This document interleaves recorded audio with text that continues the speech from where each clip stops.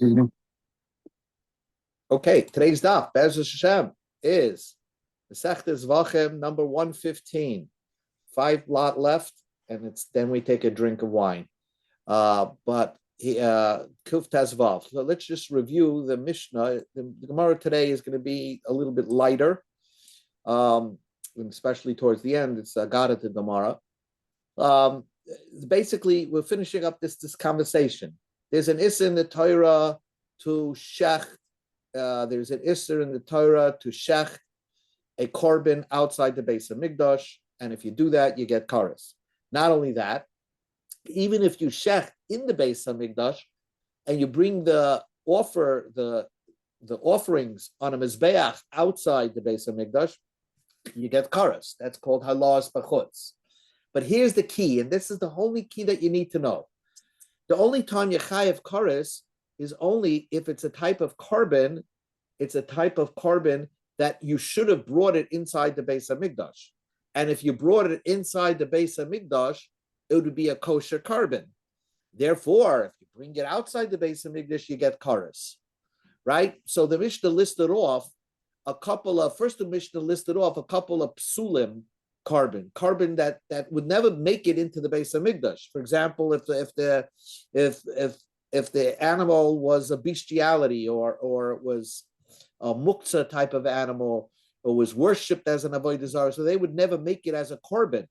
So even if they have kedusha to it, if you makrav it outside the base of mikdash, you will not get kares. But then the Mishnah said something called a mechusar zman. If it's not yet the time to bring this korban, that means the person who was supposed to bring this korban has to wait a couple of days in order to bring this korban. And so what happens prior to that time? He's makrav that korban outside the base of Mikdash. So there, he will not get a Issa Kares. He won't get that Avera. And what's the example? Hazov v'yaledes v'amitzoira she'ekrivu es chatasam v'ashamam b'chutz. As you know, let's say a woman that gives birth, right? She has to bring 2 korbans. One is oila, and one is a chatas. But she has to wait, let's say, 40 days after a boy is born or 80 days after a girl is born, right? But let's say during that time, she separated and said, this is going to be my oil and chatas. But before the 80 days or the 40 days arrived, she was makrav the chatas outside the base of Mikdash. So then, Piturin, she's not going to get a violation.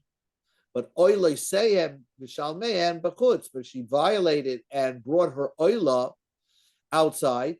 So the oila, at any time you could bring an oila. The chatas has to be brought at a certain time, but the korban oila, you can make a donation at any time for an oila and be makrav it. So there, if you makrav it outside, since potentially it can be brought into the Beis HaMikdash, chayav, and you're liable.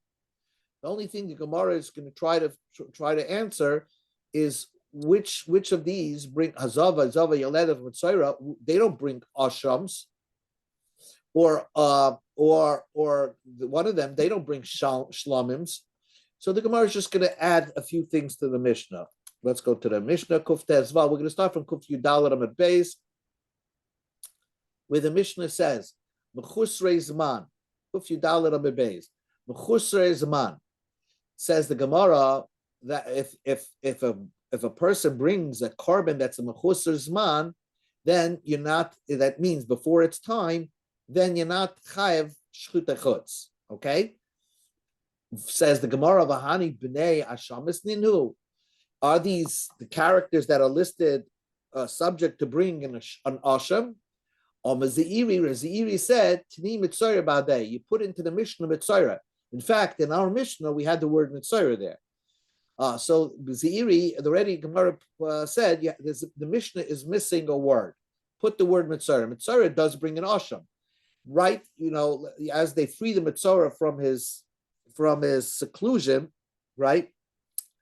From his quarantine, so he has to wait 7 days in order to bring in a korban asham. So if he brings it too early, and he brings it b'chutz, then the Mishnah said that he's not liable, that he doesn't get kares for that. Says the Gemara, V'hani b'nei shlamim ninu. Is anyone a yoledes, a b'tzaira, do anyone then bring a shlamim? That the Mishnah says, oh, but the oiler part of their offerings, they will be chayiv.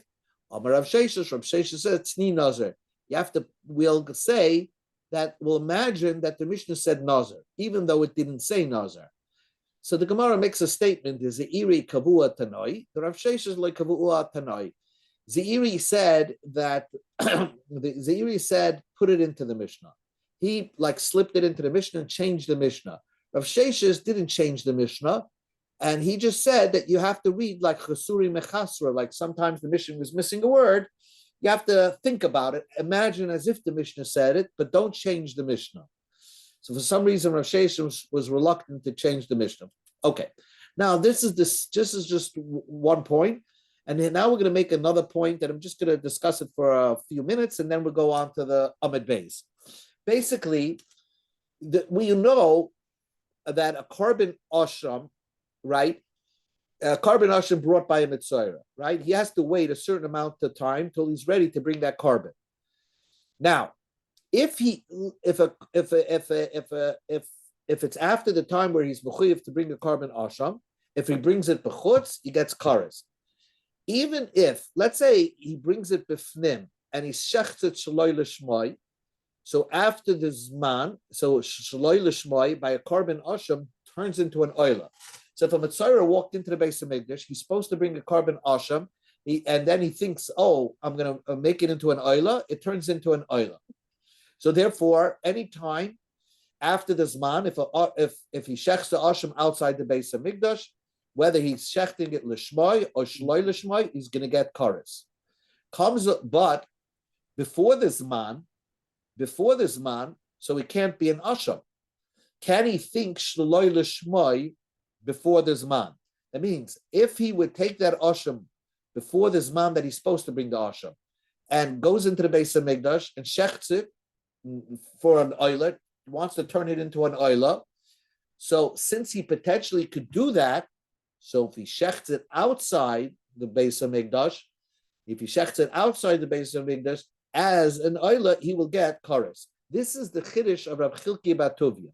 Amar Rab Chilkiah bar Tovi. Lo shanu el shmoi. We didn't learn in our Mishnah that if you shech an asham prior to its time, only, and so you're exempt from shchutei chutz, is only if you shecht it outside l'shmoi. Ava shloi l'shmoi, but if it's b'chus zman, but shloi l'shmoi, you're shechting it as an oila, chayav, yechayav. Why? Hoyel v'roy shloi l'shmoi b'fnim. Because since you could potentially, even if it's b'chus zman, bring it into the Beis Hamikdash, shecht it shloi l'shmoi, and turn it into an oila. So since this animal could potentially be a carbon inside the Beis Hamikdash, if you shecht it outside the Beis Hamikdash, you'll be chayav because of shchitei chutz. Says the Gemara, hachid l'shmoi nami nechayav. So then why don't I say that if you shecht an asham b'chusar zman shloi l'shmoi outside the Beis Hamikdash, you should be chayav because potentially this animal could always be a carbon. Answers the Gemara, hoyel v'roy shloi l'shmoi l'pfnem. Answers the Gemara, boy akira. In order to turn this carbon into into an oila, you have to uproot. You have to uproot it. So if it's b'chusar zman, really potentially, if you bring it into the Beis Hamikdash and don't think anything, it's a puzzle of carbon. So therefore, if you shecht it l'shmoi outside, you won't be chayav. However, if you shecht it outside shaloi l'shmoi, as an oila, since potentially you could have walked into the Beis Hamikdash and shechted shaloi l'shmoi as an oila, so therefore you would be held liable. So that's the chiddush of Rabbi Chilkiah bar Tuvi, and he said that if you shecht an animal, shecht an asham shaloi l'shmoi, outside the mechusar zman shloi l'shmoi outside, you'll be chayav. Maskef lo Rav Huna. So Rav Huna asked the question: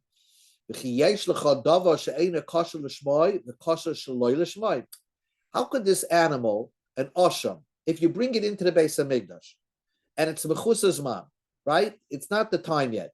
If you would check this animal as an asham, it would be puzzle. But if you shecht it as an oila, then it would be kosher. That doesn't make sense. Rav Huna thinks that in mechusas man, even if you come into the base of Migdash and shecht it shloi l'shmoi, it still would be possible. That's Rav Huna who disagrees with Rav Tuvi, and therefore, if you shecht it outside, you won't get karas. Says the Gemara. The Gemara asks back, "V'loi, is it not true? Or a Pesach, because the carbon Pesach, we'll just go to Amid Aleph a little bit. Pesach b'shar yemois hashana. Pesach, the carbon Pesach on the rest of the year. The einay kosher l'shmoi. A Pesach, let's say right now, I set aside an animal, a sheep, to be my carbon Pesach. I can't shecht it now in the Beis Hamikdash as a carbon Pesach. It would be possible. But if I go to the Beis Hamikdash and shecht it as a shlamim, it would work. So we see that sometimes an animal, if you shecht it for what you intended it for, it would be possible. It would be kosher if you shecht it for something that you didn't intend for. So what is Rav Huna's problem? Answers the Gemara, Pesach b'sha'ar yemois hashana shlamim nini. A Pesach on the rest of the year is a shlam. It's not a Pesach, even though I separate it as a Pesach. But until Erev Pesach comes around, this animal is known as a shlamim. So I'm really shechting it l'shmoi when I come into the Beis Hamikdash and shecht it during the year, because it is a shlamim. It turns into a carbon Pesach, Erev Pesach. But here, an asham, and a mitzvah that separated it, asham, he's supposed to wait 8 days to bring it. If he would come to the Beis Hamikdash and bring it now, would be possible. So Rav Chilkiah said no, but if he thinks that he wants to turn it into a shlam, an oila, it would turn into an oila, it makes a kosher.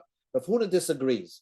Rav Huna says that since if you would shecht it as an ashim, it would be possible. So if you shecht it as an oila, shloi l'shmoi, it would also be not possible. It would also be possible. So we'll just do the layman sayale. So let us. The Gemara wants to say layman sayale. Let us bring a proof to Rav Chilkiah, because the Raisa says yochel shani moitzi af oilas b'chusas man b'balam. I would think that if an oila, that let's say a yoledes brings a carbon oila too early, and he shechts it b'chutz, if she takes her carbon oila and shechts it outside before the 80 days, I would think that she's not chayiv. Or v'ashem nazir v'ashem tzara, an asham that's brought too early outside, I would think you're not chayav al shchutei chutz. Talmud loyme, yes, shar mikol makam kesef mikol makam eis mikol makam. So the Brisa says that an asham that shechted too early outside, you get karetz. V'ili chatas sharia. But a chatas, if you shecht outside too early, let's say the carbon chatas that the yoledis is supposed to bring, if she shechts it before it's time outside, then she doesn't get kares. So Asham, yes, kares, chatas, no kares. But Mayaskina, what is that Brisa talking about? If it's after the time where you're supposed to bring a carbon chatas and when you're supposed to bring a carbon Asham, Mayira Asham, what do you tell me? In Asham, you're liable, you get kares. I feel chatas nami, even a chatas you get kares, and you don't even need a pasuk for that, because you're supposed to bring it into the Beis Hamikdash and you're shechting it outside. Both cases you should get kares. And yet the Brisa says only Asham gets kares, not chatas. Ela shloi bizmani. It's talking about it wasn't the time to bring the Asham. It wasn't the time to bring the carbon chatas. Uvamai, what did you do? Shechting it outside. Ilaim l'shma, you should shechted it for an Asham or a chatas. Asham amay chayiv. Then why do you tell me you chayiv kares if you're shechting it for an Asham? It's not the time to bring that asham, and therefore that animal could have never been brought into the Beis Hamikdash. Elalav, it must be you shechted it shloi l'shmoi. You shechted it not for an asham. You shechted it for an oila. Since potentially you could have brought that asham into the Beis Hamikdash and shechted shloi l'shmoi. So if you shechted shloi l'shmoi mechusas man, shloi l'shmoi outside the Beis Hamikdash, you get kares, and that's what the pasuk is telling you. That in this case you would get kares, but not a chatas. Because a chatas shaloi l'shmoi, and this is an important point that we mentioned from the first daf in Masechta. If you sech the chatas shaloi l'shmoi in the Beis Hamikdash, it will always be possible. So that's why the Brisa is a proof to Rab Chilkiah that an asham b'chusar zman shaloi l'shmoi outside the Beis Hamikdash, you'll get kares. Answers the Gemara, loy. No, the Brisa is talking about bismani. It's after the Zman, and you're supposed to bring the Asham, and you're supposed to bring the Chatas, and you shechted it outside the base of Mikdash, v'shaloi l'shmoi. And you shechted it outside shaloi l'shmoi. Now, both of them, Rab Lezer, it goes according to Rab Lezer, who holds that even an Asham shaloi l'shmoi in the base of Mikdash would be possible. And yet, if you shecht it bismanai, when you're supposed to bring it into the base of Mikdash and you shecht the shaloi l'shmoi outside, you will get chares. You would get chares. So that's the chiddush. That although if you shecht it into the base of Mikdash shaloi l'shmoi bismanai, it's possible. But since this carbon potentially could be a carbon if you shecht it l'shmoi, therefore if you shecht it outside the base of Mikdash, no matter what you're thinking, you're going to get kares. And really, the Brisa means to say both an asham and both the chatas get kares. The Amma makshin and asham and chatas. You compare an asham to chatas. Utani tafavu adin ikar. It says it talks about an asham, and really a chatas will also get kares in such a situation. But it's not talking about a mechusas man.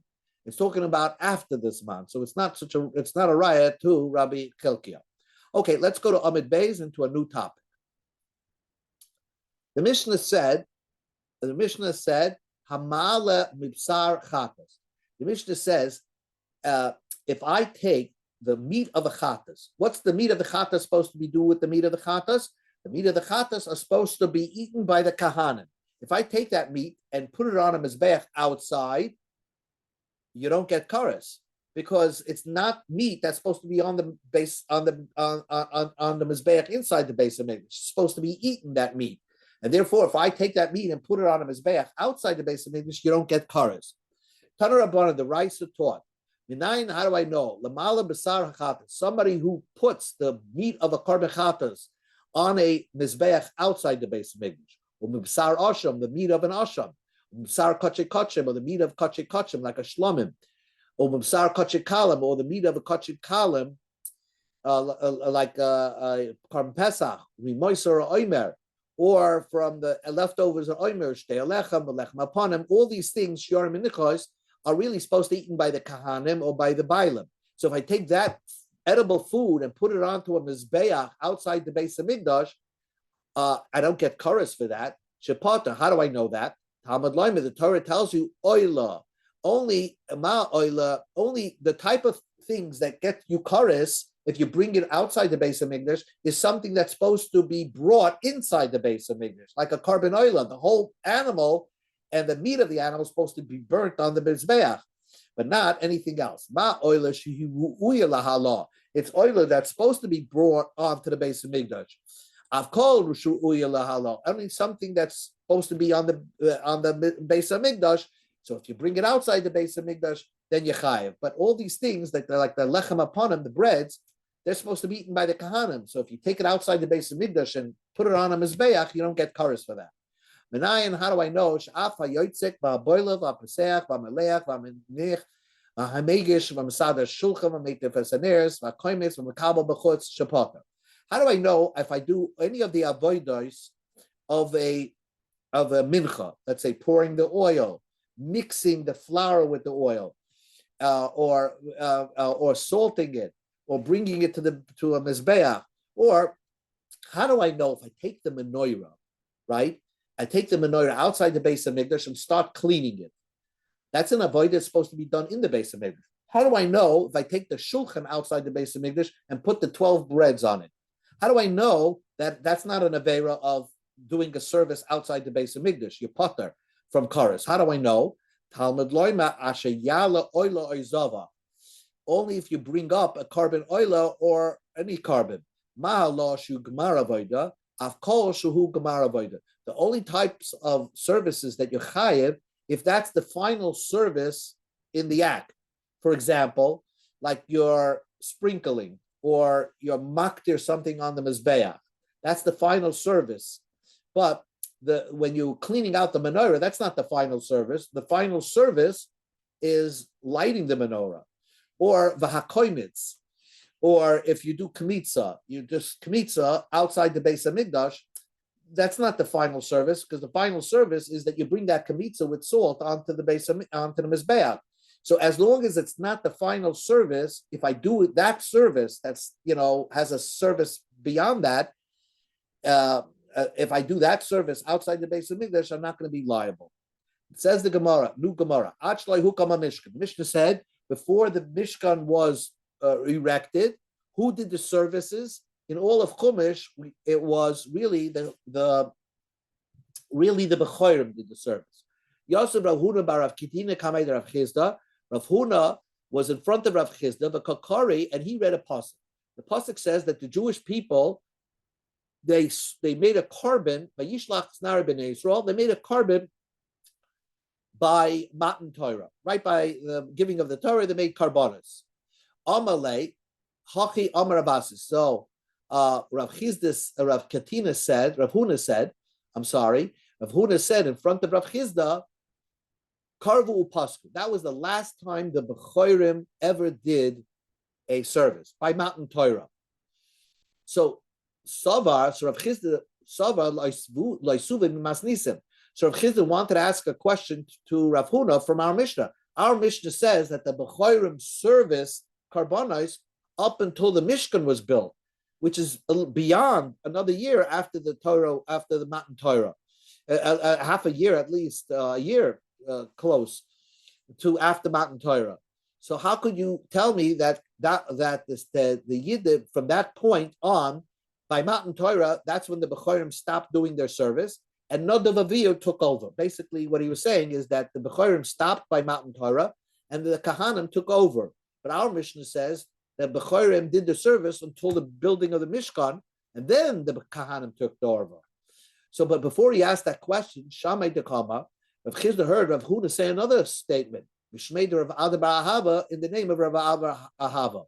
Oila Shekrivi Yisrael Bamidbar, that oila that the Yidden brought in the Midbar, which is that pasuk over there by Matan Torah. Normally, a carbon oila, you had to skin it and cut the meat, and then put it onto the mizbeach. Eina tuna hefsha b'nituach. That didn't need to be skinned or cut into pieces. So now the Rav Huna said two statements, and therefore Rav Chizda wanted to slug him up and ask a question. So we asked a question from a brisa that contradicts what Rav Huna just said. Also, brisa d'shavi bekule. He found a brisa and that seems to contradict and ask a question against what Rav Huna said. The Tanya we learned in a brisa. Ad shaloi hukam mishum. Prior to them erecting the Mishnah, you were allowed to have a personal mizbeach. Va'avoida bechoros. The bechor did the service. When the Mishkan was built, that's when the Kahanim took over. That's not what Rav Huna said. Rav Huna said by Matan Torah, Kahanim took over. So that brisa is a question. You can bring any type of animal as a korban prior to the Mishkan. Tahirin has to be kosher animal. Avaloi tameim, not a tamei animal, but it could be a male or a female, and it could even be a blemish.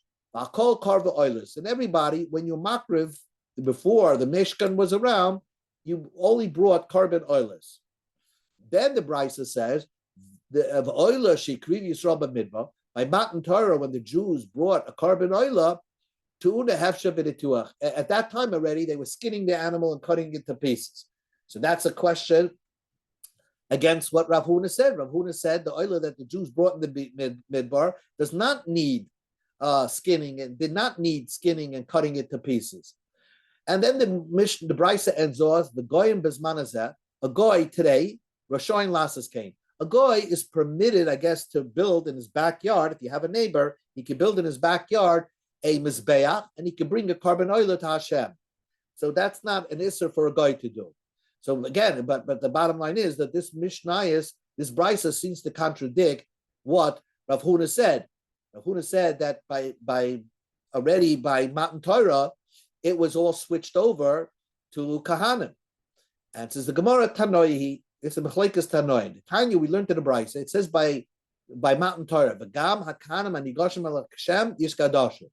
By the Kahanim that are around the Har Sinai should be separated. Who are the Kahanim? Rabbi Shua ben Karcha Oima, Zu Precious Bechoros. Like these were the Bechorim. They weren't Kahanim because up until Matan Torah, there was no Kahanim. So it means the Bechorim. Rebbe says, no, by Matan Torah already, they were Kahanim.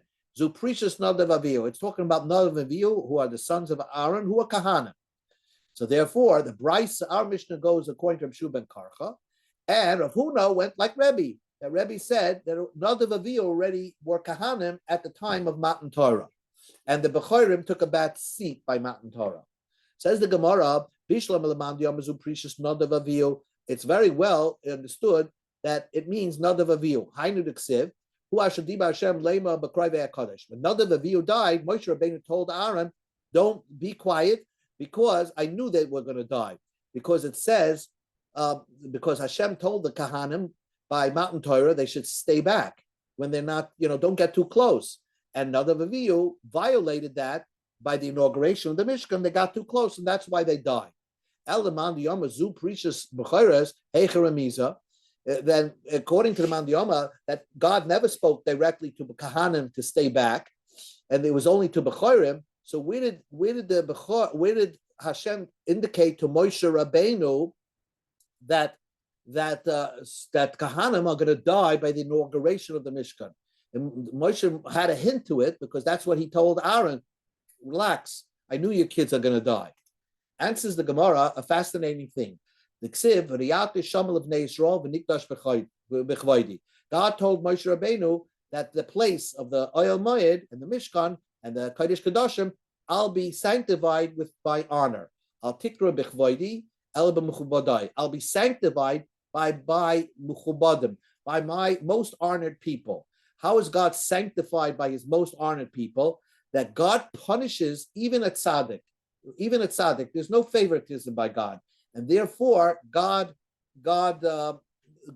expresses how unique he is. He's no favoritism.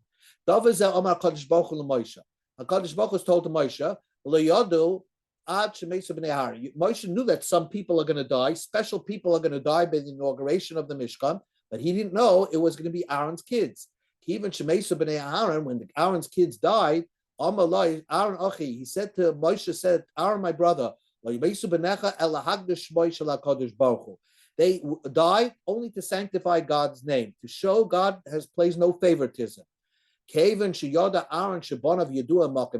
Since Aaron became aware that his children were considered special by God, Shasak, he was quiet, the Kibul Schachar, and he kept quiet and didn't complain. Shnema, Vayidem Aaron. Aaron was silent. David said the same idea. Sometimes a person is punished with such severe things. Silence is the best things. Be quiet to Hashem. Even though you experience many tragedies and people dying in your family, be quiet and you'll get reward for that by not lashing out against God. Shlomo said in Keheles, there's a time to be silent and time to speak. Sometimes when you're silent and accept things, God's judgment, and you don't say a word, you get reward, al shtik, on the quietness. And sometimes you say praises to God, and you get reward on the speaking. What does the pasuk say? God is feared when you see he does punishments with his holy people. When Kadosh Baruch Hu punishes a tzaddik, a kadosh, God gets feared and he gets elevated and praised because God shows that he doesn't have favoritism. One last thing, Ella Kasha Ula, but the question is, Ula said that the second question was that the oila that they brought by Har Sinai, according to Ula, did not have to was not sliced into pieces, not cut and not skinned. So that trei tanoi, that is a machlekes tanoim. Tanya, we learned it in Raisha, but Sinai upratas ba'ilmayim. When the Torah was given, only general concepts were given. Details were given later on. So when they were makriv the korban by Har Sinai, they didn't know anything, a concept of skinning an animal and cutting it to pieces. And that's how Rav Huna said, and Ula said that. But Rabbi Kiva says no. Klolos uprotis nemer basinai. Rabbi Kiva holds like the brisa that you need to cut it, and by right away when Hashem talked about oilers, he talked about skinning the animal and cutting it to pieces. And v'nishnu ba'oil moed, and it was repeated by an oil moed, nishtalshu ba'arvus moed, and they learned it a third time. So that's why that brisa says that the oiler she krivi Yisrael b'midbar 2.5 tiach, because that's going according to Rabbi Kiva. But Rav Ada bar Ahava, who said that it did not need hefsher v'nituach because he learned like Rabbi Shmuel, they didn't know about hefsher v'nituach at that time. It only came about later. Okay, we'll stop over here.